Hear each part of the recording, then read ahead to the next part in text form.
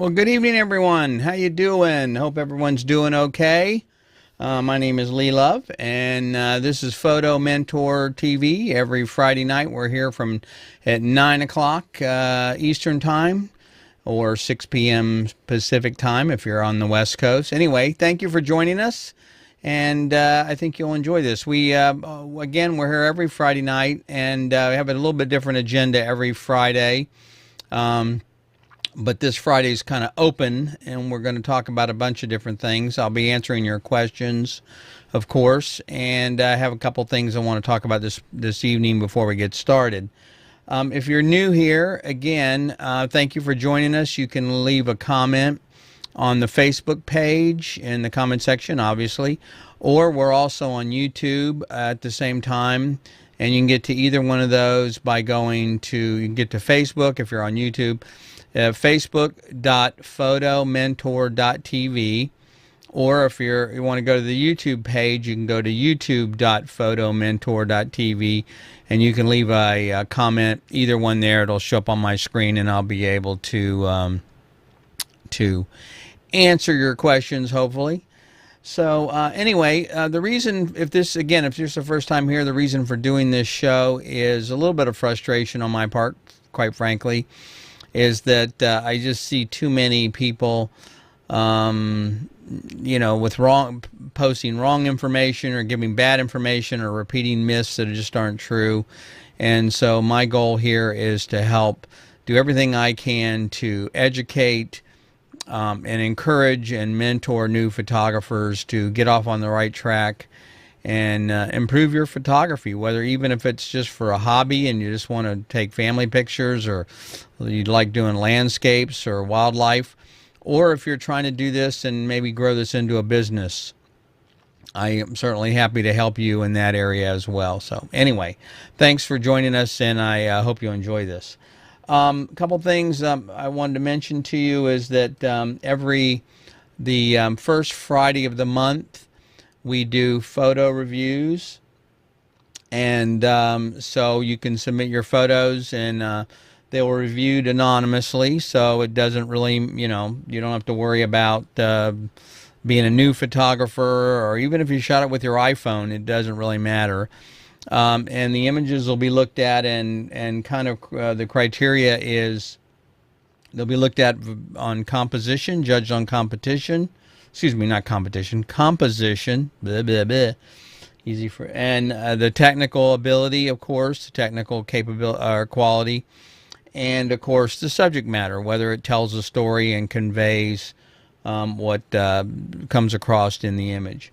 If you're interested in participating in that, I'd encourage you to do that. Just go ahead and go to review.photomentor.tv, and that should take you to a page that you can submit your photos. I think you answer a couple of questions. One of the things I like to know is how long you've been shooting, so that I know, whether you're a longtime photographer or a new photographer. That has some bearing on the way the reviews are done. So anyway, I think you'd enjoy that. I think everybody that we've done that with before has gotten a lot out of it, and it's not meant to demean anybody. It's done very gently, I think you'll find, and encouraging, which is really the key to all of this. So let's see here, what else we got tonight. I think that's I've been changing some things up here a little bit on my end. Nothing really different for you guys. Just kind of had to move some stuff around. I got a different audio console, and so again, just to kind of improve the capability and the quality of the work I'm doing here. But for you guys, it won't matter. Just that it made my life a whole lot more complicated, which is something I tend to do sometimes. It seems like for no reason. I don't know why. Anyway, okay. One of the things I want to talk about before we get into the questions, I want to spend a few minutes, if you don't mind, talking about your photography and just photographers in general. It's something that I refer to as the undeveloped photographer. And it's somewhat of a metaphor, of course, and a play on words. But Something I've been thinking about and working on actually for quite a while, trying to formulate exactly how to articulate and how to look at the different photographers that I work with and help them in a very clear and concise way. And I was speaking with Dusty Gray. Many of you know Dusty. She's a member of our Facebook group and really just a great person, I think. I've never met her, but all the help that with the time we worked together. And she's really come along, I believe, as a really good photographer in the last 6 to 9 months since we've been working together. And she's got a great creative eye, which is the key, in my opinion. Anyway, so Dusty and I were talking this afternoon. I think it was this afternoon. Yeah, I think. It really kind of brought to the surface some of the stuff, some of these things I've been thinking about. And so I thought maybe it'd be appropriate to talk about a little of this evening and kind of get you guys thinking. The goal is really not to, I don't want to get you bummed out. I always want you to get you thinking and get your brain cells going, and that's the purpose of doing this. So it's not criticism. It's actually what motivates me to want to help you, because when I look at these things and I run across and I work with different photographers who are in these situations, then I realize where I can help them and what needs to be done to get them to the next level. Now, many of these, some of you may have these attributes, some of you may not. And I think as we grow as photographers and artists, some of them will go away, the categories will change, but they're really common things that I think we all go through at one point or another in any endeavor, whether it's photography or just streaming, what I'm doing here, broadcasting, whatever. Anything new has its own challenges with it. So I thought I'd kind of go over it. So there's 3 categories that I think that what I call the undeveloped photographer falls into. And you can try and figure out if you fall into one or all 3 of these. And again, don't get bummed out about this, because we all go through it. Everybody starts at 0. No one wakes up and knows how to do this automatically. And as you shoot more and you get more experience, then these categories will change, and some of them will go away and some of them won't. So the way I kind of categorize this undeveloped photographer concept is in the area of confidence, being overwhelmed, and direction or lack of direction. So let's look at confidence first. In the undeveloped photographer, this is kind of a new thing for them, for most of us, and as a result, many of us are unsure about what you're doing, what direction you're going into, those kind of things. I'm going to expand on this. And so as you start going through this endeavor, you'll find a couple of things that you run into. One is, if you don't have the confidence, then you will tend to second guess your ability to shoot usable images. You're just nervous about it. You don't know, and if it's a technical issue or your creative aspect or whatever. And so because of that, you will tend to overshoot. So instead of just shooting, a handful of images, you shoot dozens and dozens and dozens. The term is referred to as, spray and pray. And the idea is that if I shoot 1,000 pictures, eventually I'll get some good ones. It didn't work for the chimpanzees trying to write the great novel, but anyway. So you tend to overshoot and produce more images than you need to. Now, the problem with that, of course, is that it also makes more work for yourself, because now you are spending days and hours editing and re-editing and working on your images to get them to a point where you feel they're quote-unquote good enough to be able to deliver to the client or to your friend, or even if you're shooting for yourself, by the way. None of this has to do with whether you're doing this professionally or not. All of this can apply even if you're just doing this for a hobby. So the lack of confidence is a problem where you tend to overshoot and produce way more images than you know what to do with it, which makes more work. The other thing is, the other attribute I've noticed is that that the undeveloped photographer will provide the client with a bunch of images. So instead of just giving them 10 or 20 or 15 of the best images, they'll deliver a whole CD or whatever, 30, 40, 50 images, hoping the client will at least like 10 or 12 of them. And it's, again, lack of confidence, not knowing whether the client will like the work or not. The other thing that I've noticed is that if you are doing this for a living or trying to, that you will price your images based on the number of images. So you tie those two together. Now, there's some reason to do that, and we'll talk about that in a future show. But the idea is that you tend to think, oh, if I have to provide them with X number of images, or they won't pay me the price that I'm asking. So it's not, your price should not be based necessarily on the number of images. So anyway, just kind of reiterate. So lack of confidence causes you to overshoot, produce way too many images, which makes more work in editing, and then you tend to develop dozens and dozens and dozens of images for the client or whoever you're delivering them to, thinking that hopefully they'll like one of those. So the other topic is being overwhelmed. Now, this is a common problem we all have in all kinds, especially when it comes to technology. But the undeveloped photographer tends to be overwhelmed with the technology, and I see it over and over again in these groups. Someone that's a new photographer will ask a basic question about shooting on manual or whatever, and half a dozen or more people will post a link to a exposure triangle, or they'll actually be more rude than that, and they'll tell them to read the manual or whatever it may be, and it's a little overwhelming. And so I understand that, but this is why my teaching technique is very different, and why I go against the grain of a lot of people that'll say, oh, you got to learn to shoot on manual right away. I don't believe in that. I don't believe a new photographer should learn to shoot on manual. If you want to, fine, but my point is it's not a requirement. And I won't go into too many detail here because we could spend a whole show on that. But the point is that if you're shooting on manual, then you're focused too much on the technology and not your subject, not the person you're working with, if you're photographing people.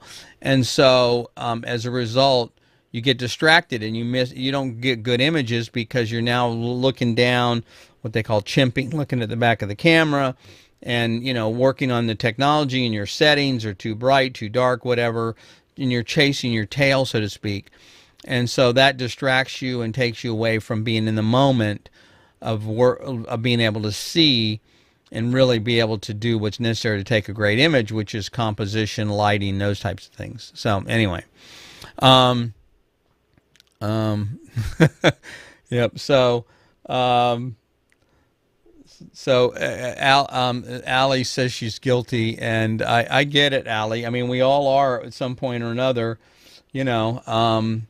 It's something that we all have to struggle with, and it's okay. None of these things are bad, by the way. I'm not trying to, like I said, I'm not trying to chastise anybody or make this a scarlet letter or anything. It's just that these are the steps I think most of us go through when we're learning something new, and so therefore it's just I want you to be able to identify it and be able to overcome it and be able to work on it. So focusing on the technology is a problem. A lot of times people think, and it's like, well, what lens do I need to buy? I need to buy a better lens. One of the questions we have tonight is, should I go to full frame? They're worried about super sharp images, or low. They're complaining about noise, or they want lenses that give more blurry background. They think that's going to be the answer. The point of that is that has very little to do with shooting an excellent image. I could hand anybody a 100 megapixel camera, medium format camera, and that doesn't mean you're gonna, $30,000 camera or more, and that doesn't mean you're going to be able to take better pictures. Pictures may be sharper, but they could be sharper images of your feet, for example, so it doesn't matter. So it's not about the technology. One of the things that you'll hear me say quite often is, if you were to buy this and use the same stove as Gordon Ramsay, would your meals come out the same as his, or Wolfgang Puck, or whoever, any famous chef? And the answer, of course, is no. Using the same gear as somebody else is not going to make a better picture. So the point is that technology is overwhelming to a lot of people when they're starting out, and that can cause, I think it causes you to stifle you and to actually hold you back. So anyway, the last area I wanted to talk about, and this is something that came up today when I was having a discussion with somebody, reminded me about this, and something I talk about with new photographers, and that is lack of direction, or direction in general. You can't be a generalist for everything. You have to be known for something. What I mean by that is, you wouldn't go into a Chinese restaurant and then order Italian. If you're looking for Italian food, you're going to find an Italian restaurant. It's the same thing with a photography or any kind of, I'm not saying you got to be super specialty, but if you were looking, let's say an example would be if you were a magazine, or you were a chef and you wanted to produce a cookbook, well, you would probably look to find who is somebody that specializes in food photography. I'm on a roll here, if you haven't noticed, on this food thing. So it's a theme I've noticed going through a lot of my conversations and analogies. So the thing is that you want to find somebody that's going to be a specialist in food photography. So let me give an example. Let's say you've got this thing right here. This is a really well developed. It's expensive. It's platinum. And it's got the name on it. It's got a name on it. Now, if the name were to say Walmart on it, what would be the first thing that comes to your mind? Now, if you flip it over and says, oh, wait a minute, this is not Walmart, this is Tiffany's, then what's the first thing that comes to your mind? The point is, each of those are brands. Each of those have a theme, or something that comes to mind when you think about it. So Walmart, I could say this is 18 karat gold, and you would probably say, oh, well, if it's at Walmart, it's probably gold plated, and it may not last, but it's probably a pretty good price. But if it's from Tiffany's, then you're going to assume it's probably solid 18 karat gold, and it's going to be expensive, and it's going to have certain attributes to go. It's probably going to be in a really nice box, wrapped really well, et cetera, et cetera. So that's the analogy I use. One of the analogies I use for looking at photography.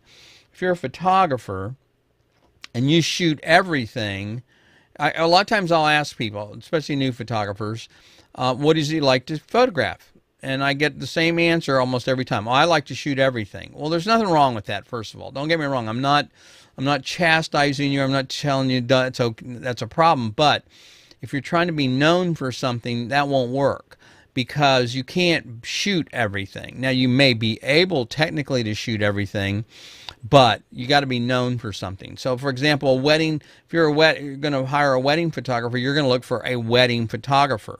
You don't want to hire a food photographer that also shoots weddings.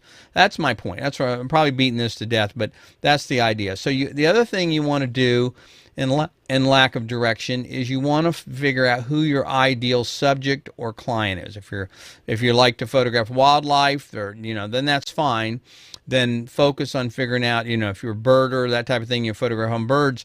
The people that photograph birds know birds inside out. They know all about them. I've met many of them. They'll talk to me, tell me, oh, this bird is rare. They don't normally in this area, that kind of thing. If you're looking for client work, then who's your ideal client? What's your ideal client look like? Are they, are they a family? Is it a commercial business? Are you doing corporate headshots? Is it boudoir? What kind of work is it? And is that a specialty? So when people are looking for that kind of work, you want to be, you need to go to, to Dusty, because she's amazing. She's a great food photographer, for example, because she just does amazing work in that area and really, really good. Now, let me back up a second and let you know that I'm in the same situation. Okay, so I'm an advertising photographer. I photograph people primarily. That's my favorite subject to photograph, is people. I love working with people and I love photographing people. But I have been hired many times to do architectural work for a magazine. I've been hired many times to do product photography. And guess what? No people in either one of those shots. But that doesn't mean I can't do it. It doesn't mean I don't have the skills or the lighting technique or whatever. I can shoot just about anything and know how to approach it. But that doesn't mean that's my specialty, or that doesn't mean that that's the kind of stuff you're going to see on my website. So I may shoot that stuff, but it's not the kind of stuff that I promote, because I want to get hired to photograph people, and so that's the kind of work I want to show. So anyway, hopefully that part helps you a little bit. So, a lot of people think their website's the problem, or Facebook, or they got to figure out the algorithm to get known and seen. But let me give you a perspective on that. If you're just starting out, you don't want to be known or seen until you're developed. You want to develop your skill, your technique, your style before you get big, right? You don't want the big client coming to you and wanting to hire you when you're just starting out, because you're still learning. So use this time, if you're just starting out, to learn, to go through, and to improve your skills, so that as you grow, you can get that information from, so you can be ready when you get those big clients. So what's Jessica say here? Jessica's asking or saying, Jessica's saying, right people would prefer a specialist rather than jack of all trades. Exactly. I don't go to the person to get my car fixed and say, oh, by the way, I don't know, can you put in a car stereo? Maybe that's not a good analogy, but I go to them because they work on cars and they do a great job. But I wouldn't go to them for something else, bagels or whatever. Keep on the food theme, of course. So anyway, so hopefully that helps in that regard, and you understand. So again, let me just kind of reiterate. We're talking about confidence. It's something you want to, help develop, and I can help you with that. That's one area that the undeveloped photographer has a problem with.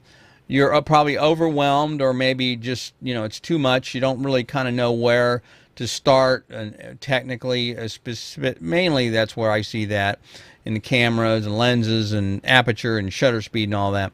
And the third thing is the direction. What's the direction of your skills or your photography that you want to take in general? And if you're doing this as a business, then what's the direction you want to go? And I'd say the biggest question to ask yourself there, if you're doing this, is what's your ideal subject, or who's your ideal client? Think about that and try to develop that, so you know where you're going. So anyway, I'm gonna, again, I don't hope nobody gets discouraged. I want you guys to know this is the point of doing this, is to help you and encourage you, help identify where maybe some of your weaknesses are, kind of put them in a category, and some things we can talk about and work on in other previous episodes, or you can reach out to me directly. But we all start at zero. Nobody, myself included, and so it's just the process that we have to go through to get better at anything, really. So anyway, I hope that was helpful, and at least gave you a little bit of insight into maybe how you can start to improve your photography, and some things to work on. So all right, let's get to the questions here. I didn't mean to take this much time, but it was I did think it was important to cover this. Okay, let's go to the first question. Is from Mina, and Mina says, can you make the background blurry in Lightroom? Well, of course you can.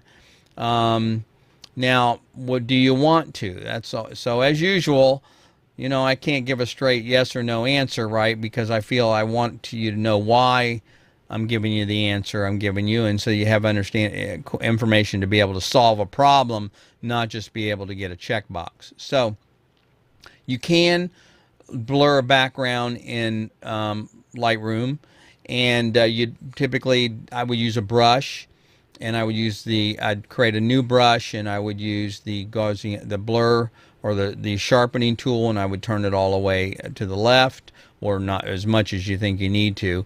Nice thing about Lightroom is it's non-destructive, meaning you can make an adjustment in it and then go back, and if it's too much, you can adjust it less or more.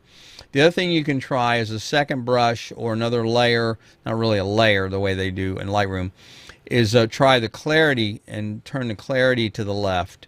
Clarity will typically sharpen it or make it, punchy, or if you turn to the right. But if you back off a little bit to the left, you'll find it'll soften it up. Sometimes I'll use it on skin, where I can turn it just a little bit to the left of 0, and then take that brush and paint the skin with it, and then it'll soften it up a little bit. So that's one way. So yes, you can do it. The other thing I would say is that you got to be careful, because it's I don't know. I find it's very difficult unless you really have really good technique, and you're using Photoshop maybe or some other tool. It's not easy to get a nice background that's blurry that looks realistic, and so you got to be really careful with it, because the way a lens works is it doesn't just go and it's out of focus and that's it. It's gradual, and so to get that look with a software is a little tough. There's ways of doing it, but it's not easy to do. So anyway, so just be careful what there's techniques you can do that, by the way, without going into too much detail. Obviously a wider aperture would do that, but then the problem is, number one, may have too much light, or number two, you got shallow depth of field. So if you're photographing a group of people, you want that background out of focus, then the person in the front may be at focus, person in the background may be out of focus. So the other technique you can do, if you don't have a lens that's got a super wide aperture, back up and zoom in. So the longer the focal length, the more that background's going to be out of focus. So a lot of people make the mistake that they have an 18-55 or a 70-300. They get close and they zoom out to 18 so that they can get everybody in the group or whatever. But that means you're getting close, and what you want to do is the opposite. You want to back up and zoom in, and you'll get a nicer, smoother, blurrier background. So blur, or bokeh as it's called, is not just based on aperture, it's also based on focal length and distance. How close you are to the subject will have something to do with that as well. Anyway, all right.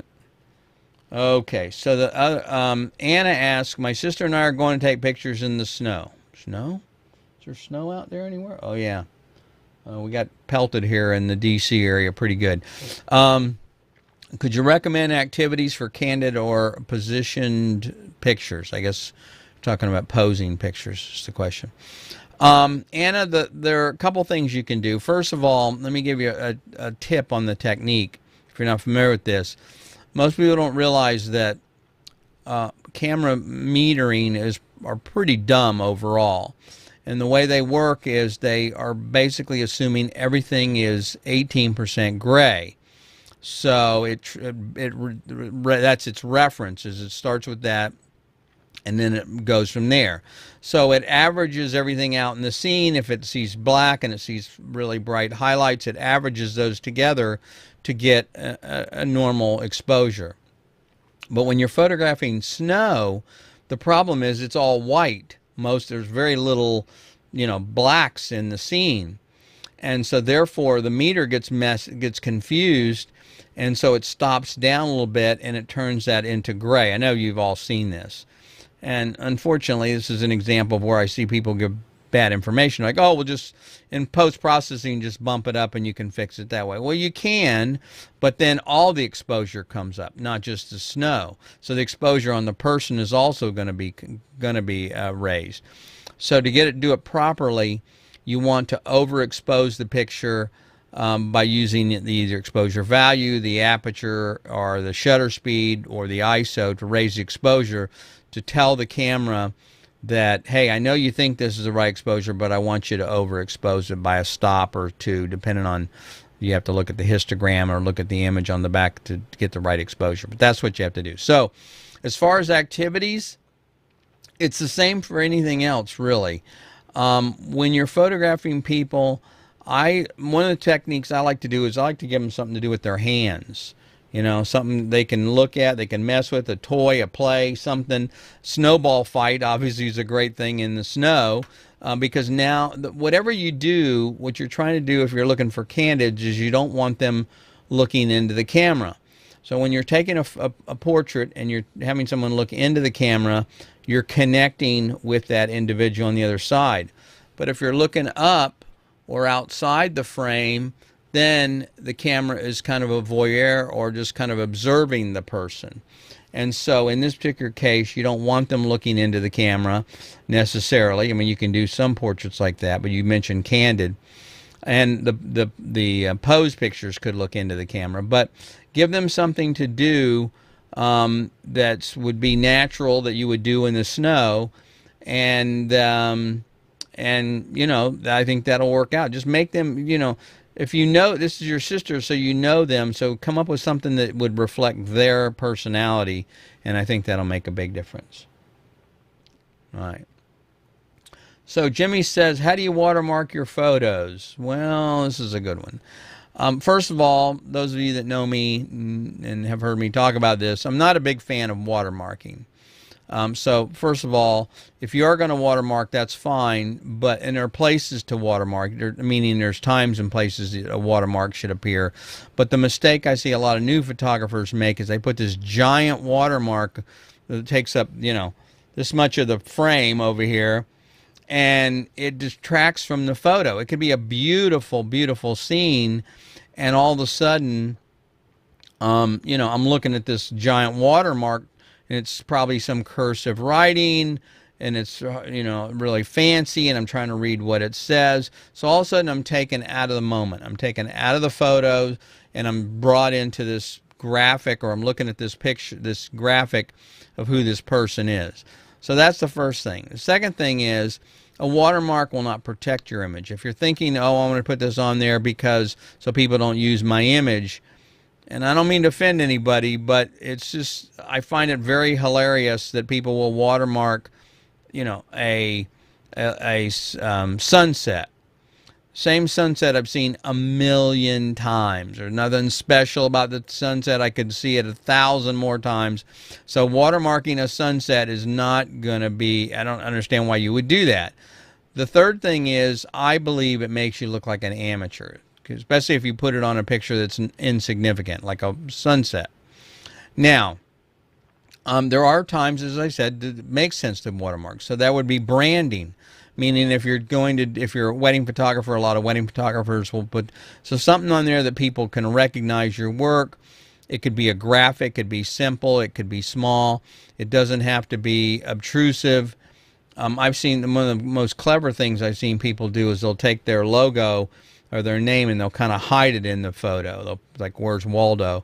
Hide it in the rocks, or hide it. And so it's like you got to actually look for it. I think that's actually a creative and clever way of doing it. But if you're going to do a watermark, there's a couple ways to do it. There's some software that'll do it. I think you can do it on the phone and iPad, etc. I don't do editing on my images that way. But I'm sure you can do it for Mac and PC as well. Or Lightroom is what I recommend, and the way I use it, I did a workshop a couple weeks back, and that was one of the things I demonstrated. Or if you are a member of the Photo Mentors, a shameless plug, a member of the Photo Mentor Facebook group, there's a video in there right now. It'll be up for a couple weeks on how to watermark your images using Facebook. So there are plenty of ways to do it. Technically it's not an issue or challenging. There's lots of products to do it. My point is really how you do it and what it looks like, so that it doesn't detract from the work, because let's face it, the photo is what you're really selling or marketing or using to get your name out there. And So if you have this ugly watermark on there, it really doesn't help. I don't think your branding. So anyway, hopefully that helps a little bit there, Jimmy.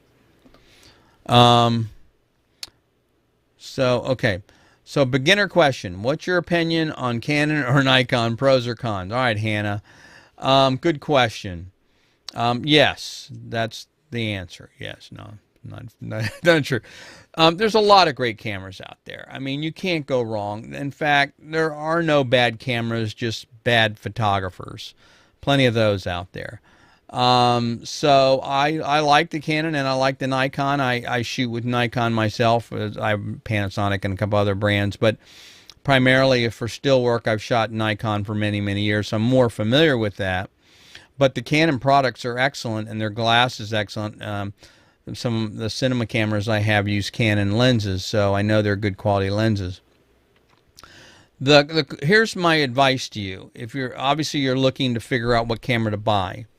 So my advice would be, if you're lucky enough or can drive within an hour or so, and there's a local camera store, go and talk to them and call them, see what they have on display, and see if they'll let you come in and, if they have a demo, you can hold it. Ideal, be nice if you could shoot with it. But what you're looking for is this. You want to know how the camera feels in your hand. You want to know what the menus are like. You want to know how you interact with it's a tool, right? And so you want to know. So some cameras, like when I was switching from film to digital, I thought about going with Canon. But when I felt the Canon camera, it just didn't feel right in my hand. I didn't like the ergonomics of it. And so for me, it just didn't work. But that doesn't mean it won't work for you. So you want to look and see if the menus are intuitive to you, if it makes sense, how you would use it, that type of thing. That will make a lot more difference to you than the technology will. So yeah, I agree, Jessica. So Jessica says that she has a Nikon now, but started out with a Fuji and loved it. Fujis are a great camera. They make great glass. They've been in business a long time. My friend James, who's on here every once in a while, may be listening tonight. He hadn't jumped in with any of his wisdom yet, though. He's a maniac, of course, like me. I think he has, not to get off track, but he shoots Nikon, Fuji. I don't know if he's still shooting Olympus or not. What else? Nikon, Fuji. He was shooting Olympus. I think he still has Olympus, and I thought it was one other brand he had. Now he's looking at Leica, which I'm telling him to invest in more glass. Although he's like me, he has more lenses than he possibly could ever need. Anyway, never happened. So the point is that there are no bad cameras. It's just bad. So what the pros and cons are this. Here's a quick.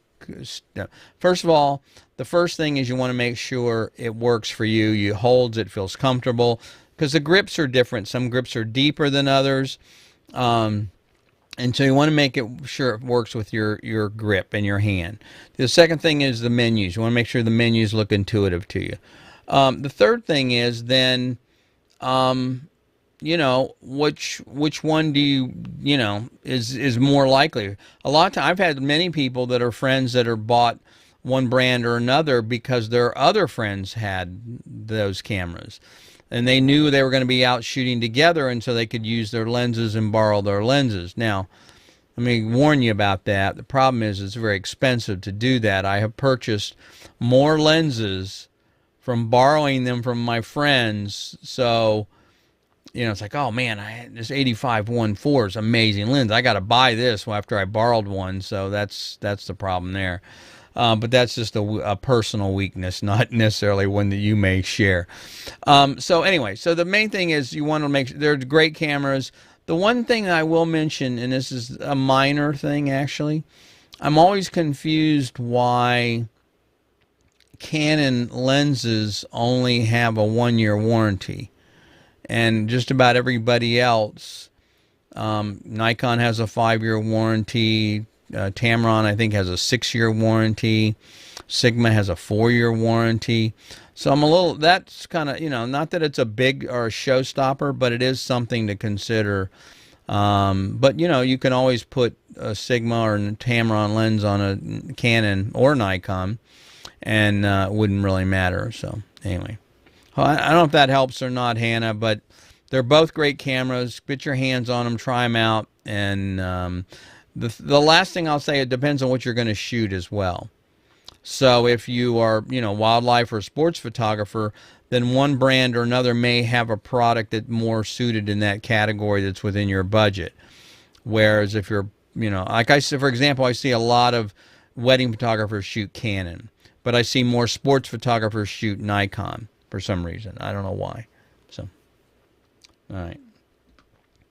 Okay, so Jimmy says, oh, we got this. Sorry, got this, Jimmy.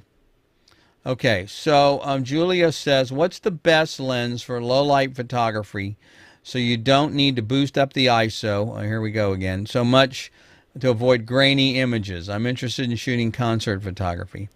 So it's a good question, actually. It's a difficult, it's one, there's so many ways to answer this question, but first of all, let me just kind of give you some. This is the worst situation or the nightmare for every photographer. Low light, moving subjects, okay, and changing lighting conditions. So, and your access may be limited as well, depending on how, if you know the group or the band, or you're just going to start be doing concert photography for fun. So that's the other problem to work. But anyway, so you need a lens. You don't need a super fast lens. It'd be nice if you had like a 1.8 or something. But here's the problem. Here's the issue with concert photography. It's probably one of the few areas where I recommend you might want to shoot manual.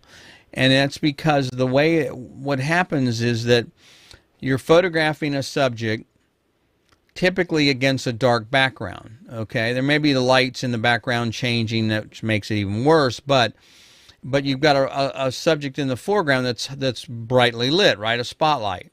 So what happens is the camera sees that, the light meter, and it tries to expose for all this black area, and so it turns up the exposure. And what happens is you get a blown out, meaning overexposed subject. It's very similar to the analogy as if I know many of you have tried to photograph the moon and had the same problem. All of a sudden the moon's like just, there's no detail. Well, that's because it's like a light bulb. You're trying to photograph a light bulb against a black background, and the camera can't handle that. So there's a couple of ways to solve this problem. One is shoot on manual, but if you don't want to do that, another way is to use spot metering. So what happens is normally the metering is defaulted to averaging, and it's looking at the entire picture to determine the exposure. But spot metering in the camera says, okay, I want to narrow that area down. There's typically 3 modes: averaging, a 10-degree or a little more narrower view of the metering, and it will ignore everything outside of that, and then typically a 1-degree spot or very, very small spot. So if you put the camera on one of those metering modes, either spot or the 10-degree or 10, then a smaller area, well, and then put that on the subject's face, it will ignore all that black area, and it will only expose for the subject, which is what you care about, and that will solve the problem. The other thing you can do is, and it takes a little more work, is use what's called the EV control. Every camera has a button on the top called EV for exposure value, and what that does, you push that button down and you rotate a wheel depending on the camera how it works, and it will over or underexpose the picture. It basically tells the light meter or the camera, I know this is what you think the exposure should be, but I want you to override that and under or overexpose it depending on how you have it set up. So if it's overexposing, you can take that, push that down, and now it will basically put in a weighting or a factor to bring the exposure down than what it thinks it should be, and you get a proper exposure. The only problem is you got to be careful, because then it doesn't change back after every shot. So I've had people that bring me their camera and go, Lee, this thing is, it was working fine. I think it's broken. All my pictures are dark. And the first thing I look for is that EV setting. And I'll look up, yep, it's set on -2. And so it means it's 2 stops underexposed. So every picture is going to be dark. So just that's something to watch out for. But those are a couple of ways to do it. Manual, spot metering, or the EV value, change the EV setting, and that will also allow you to correct for. So as far as grainy pictures, hey, it's a concert, it's art. There's nothing wrong with grainy pictures.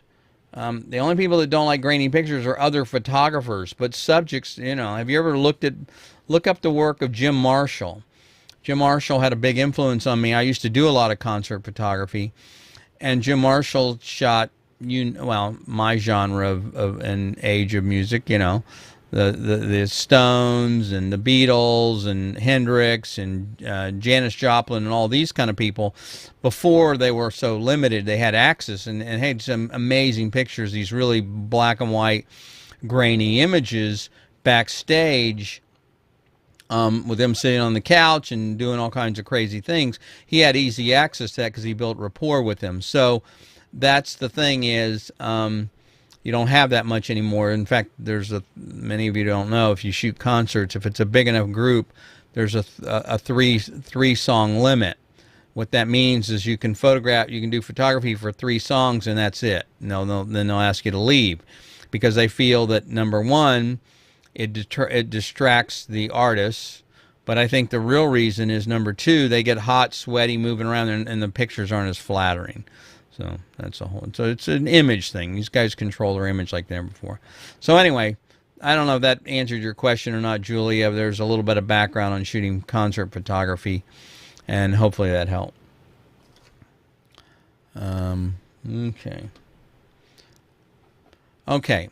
Max says, could you recommend a relatively inexpensive telephoto lens for wildlife? Well, I can do that, Mac, but you know, it's kind of, you're at the other extreme here. You got to remember now, we're not to get too philosophical with you guys, but you know how I am. Photography is all about problem solving. It's all a compromise. No matter what you're doing, it's a compromise. So in Mac's situation, he wants a relatively inexpensive telephoto lens for wildlife. So that means it's going to be a longer lens. So that means it's going to be heavier. So if you're hiking or moving around, it's going to have a lot of weight to it. So that's one thing. I've seen a lot of people, oh, that thing's heavy, you know. The second problem is they're typically slower, meaning they don't have a wide aperture.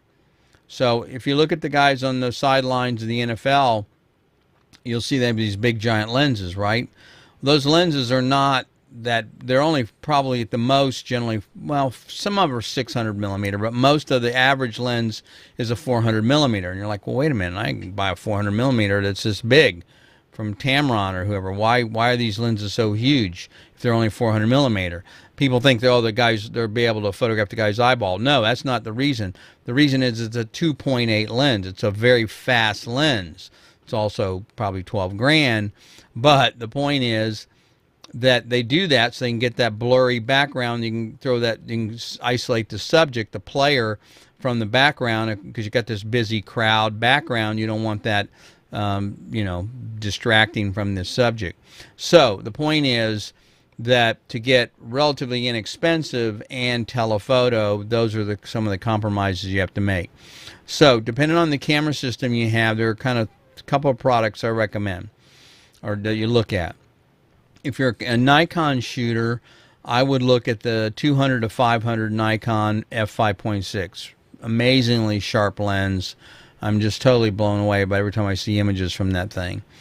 If you're not a Nikon shooter, then I would look at, or even if you are a Nikon shooter, I would look at the Tamron 150 to 600 or the Sigma 150 to 600. Both of those are very good lenses as well. They're going to come in, the Nikon, as I said, comes in around $1,400, which a lot of people go, ooh, that's a lot of money. That's not a lot of money when you compare the focal lengths. That's very inexpensive in what it used to cost for a 500 millimeter lens. Like I said, a 600 millimeter f4 lens is easily $8 grand, probably, maybe more. Anyway, so those are, now you can get away with some of the other lenses, like Tamron makes an 18 to 400, which is kind of a general purpose lens. I think it comes in at around $649. So there are some other options in there that you can get away with. Nikon has a 70 to 300, etc. But I think what you're going to find with wildlife is you rarely have enough focal length. I've seen guys in this area out here. There's a dam out here. I think it's called the Conalingua Dam, if I'm not mistaken. Or there's another place out here that a lot of people go out because it's a lot of eagles are there. And they'll go out there with a 600 millimeter lens, and that's not long enough. It's just too short because you can't move. I mean, you can only get so close when you're photographing wildlife. It's not like you're photographing people. So therefore, getting the most focal length is really going to be a key. Those are a couple of solutions you should look at, I think. I would also, if you're not sure, I would recommend you rent them. They're usually easily rentable. They're not that expensive for a weekend. Give them a try, see what you think. So, all right. Okay, Sabrina. I see so many people say the kit lenses are crap. Why should I buy a different lens to start learning?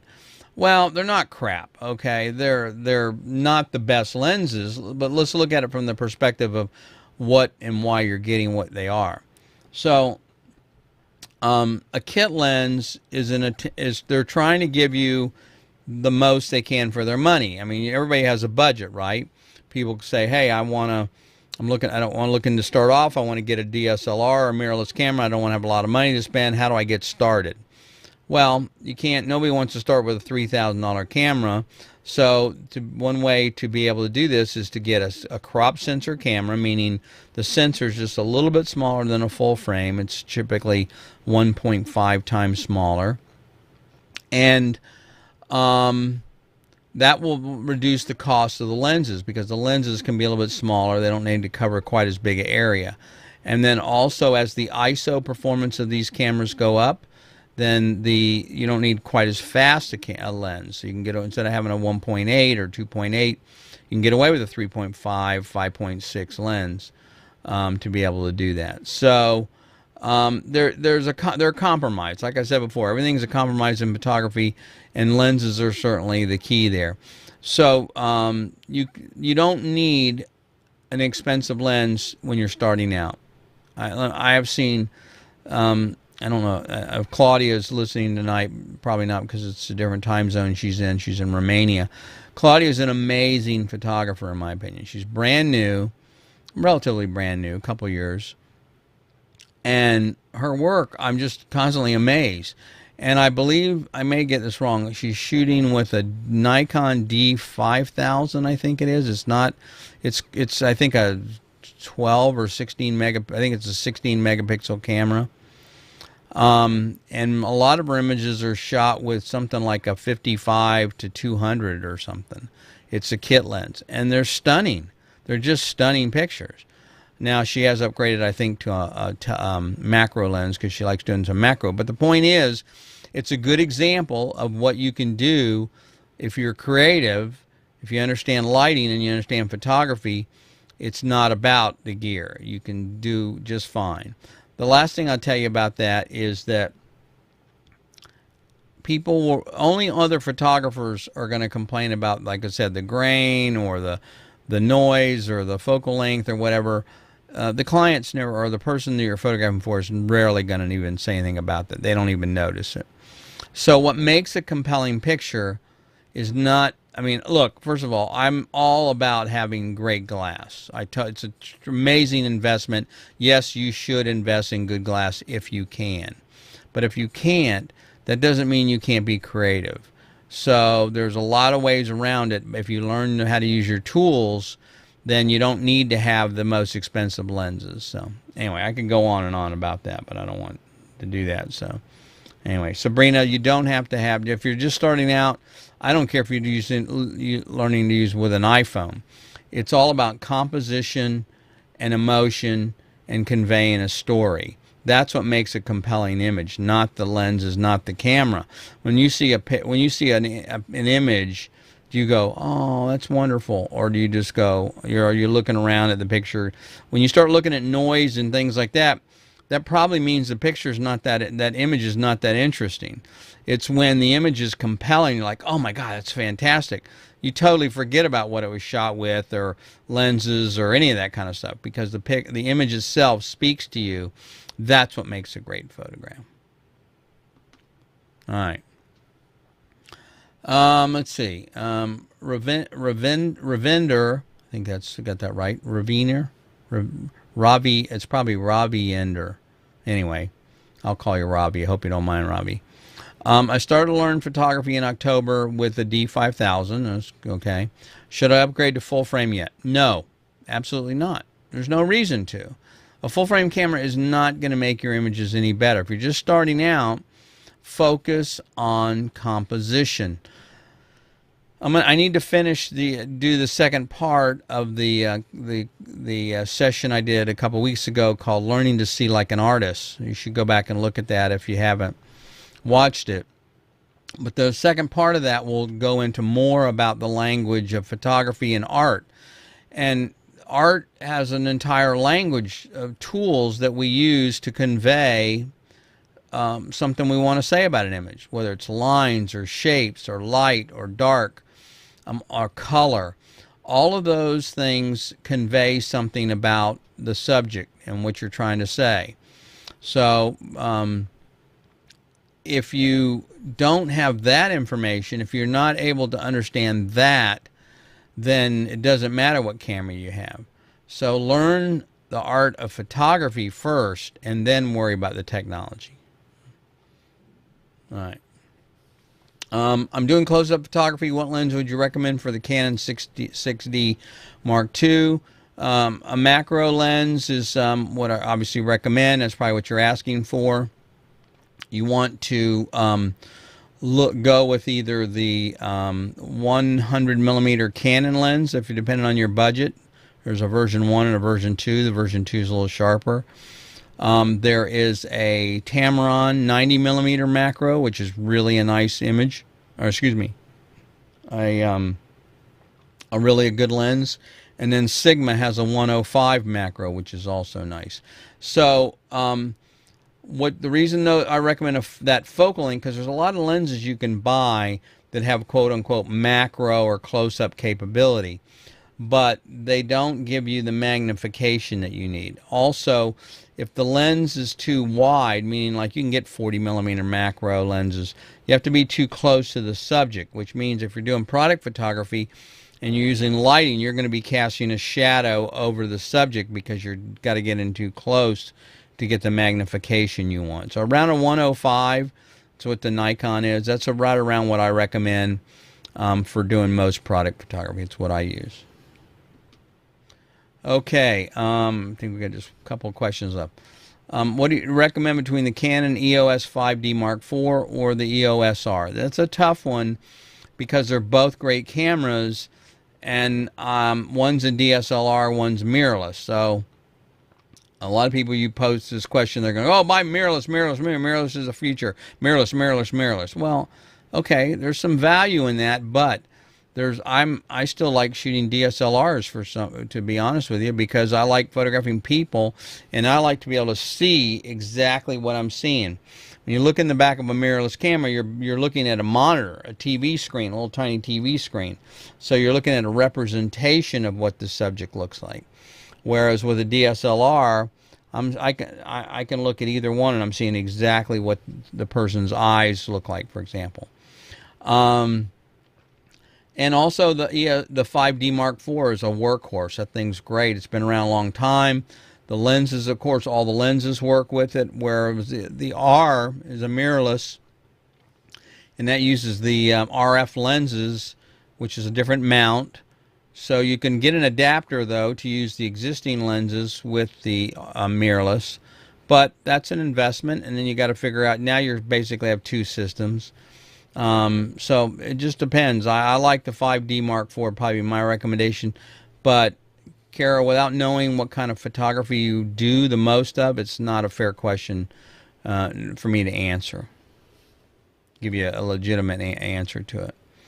All right, there's Jack's got the last question of the night, and that is, can someone tell me the difference between a 35 millimeter and a 50 millimeter prime lens? Yeah, one's got longer, one's 50, one's 35, Jack. No, just kidding. Looking at getting one or the other for pictures of the family. So I'm assuming you have a crop sensor camera. I don't know for sure, but I'm going to assume that. So here's the way it works. The focal lengths that they give you in a lens, a 35 or 50, is what it would look like on a full frame camera, 35 millimeter sensor size. So a 50 millimeter is about what we see normally. That's a normal view of the field of view. But when you put it on a crop sensor camera, you have to take that 50 times 1.5, so you get roughly a 70 millimeter. Now, here's the mistake most people make. It's not magnifying. You're not getting a 70 millimeter lens. What you're getting is the field of view. So it's kind of like the difference between looking at this and then taking a tube from a toilet paper and looking through and go, oh, wow, look, telephoto. No, all it's doing is narrowing your field of view. It's not magnifying anything. So that's the same thing that happens, meaning if it's this like this and you want to get to feel the whole frame, then you're going to have to move closer or further back, I should say, depending on how what lens you're using. So the problem with photographing people with a 35 millimeter is it's still a 35 millimeter. Even though the field of view is different, the characteristics of a 35 millimeter are different. And I like a longer lens. It's always better to photograph people with a longer lens. 70, 100 millimeter, 135, I've even used a 70 to 200. One of my favorite lenses is a 200 millimeter prime lens, fixed, meaning no zoom. It's just gorgeous, and it's a beautiful portrait lens, but you got to have the distance to use that. So, anyway, Jack, I would say go with the 50 is my suggestion, and not the 35, but, you know, because that's, I think, going to be more flattering to the people you're photographing. I should have had a chart ready. I could have shown you what that looks like. So, anyway. Again, I think that's about it for tonight. If I want to remind you guys that we're doing, again, first Friday of the month is photo reviews. So if you want to submit some stuff for that, we'd love to have you. I always love looking at your work. And again, it doesn't matter how experienced you are or whether you're shooting on an iPhone or a Hasselblad, you're welcome to submit some work. I'd love to take a look at it and try and help you out and give you some pointers. Also, if you are, again, if you're interested in joining the Facebook group, it's a closed group.